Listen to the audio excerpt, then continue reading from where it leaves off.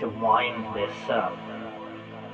The metaphor that makes sense for what we're going through, because it gets the biology of it, it gets the drama of it, it gets the risk of it, it gets the fun and the joy of it, is the metaphor of birth. We are about to decamp from three-dimensional space and time. Yes, the earth is the cradle of mankind, but you can't live in the cradle forever. And we're not in this cradle alone. We are squashing and trampling on hundreds of other species that have as much right to be here as we are.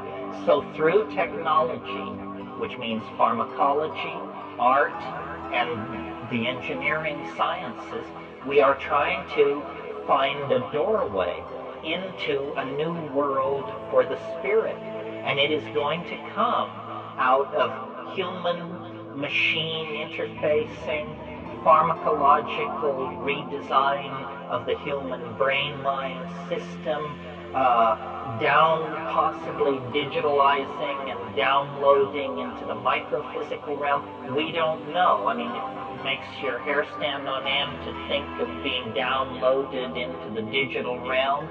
There was once a fish who had a great deal of doubts about this plan to conquer the land, and tried to urge everyone to think again that no good could possibly come of it.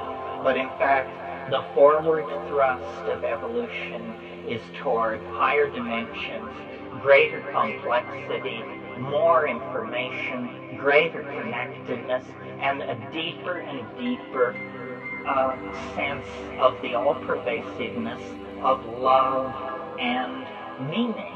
That's what it's really about. All these disparate physical elements come to nothing if they don't add up to more than the sum of their parts.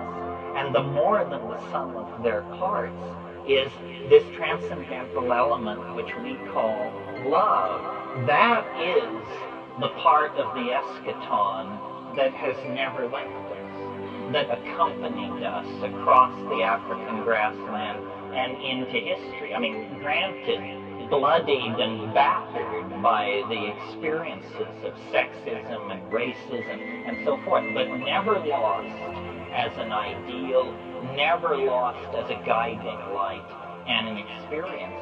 And I really think that when we dissolve all the boundaries, this is what we will discover, is an unconditional caring, an unconditional affection that flows through all life and all matter and gives it meaning. And you don't have to wait for the end of the world to get this news. You can just short-circuit the collective march toward that realization by accelerating your own microcosm of spirituality through the use of these hallucinogens. They are the doorways that the Gaian mind has installed in the historical process to let anybody out anytime they want to, provided they have the courage to turn the knob and walk through the door.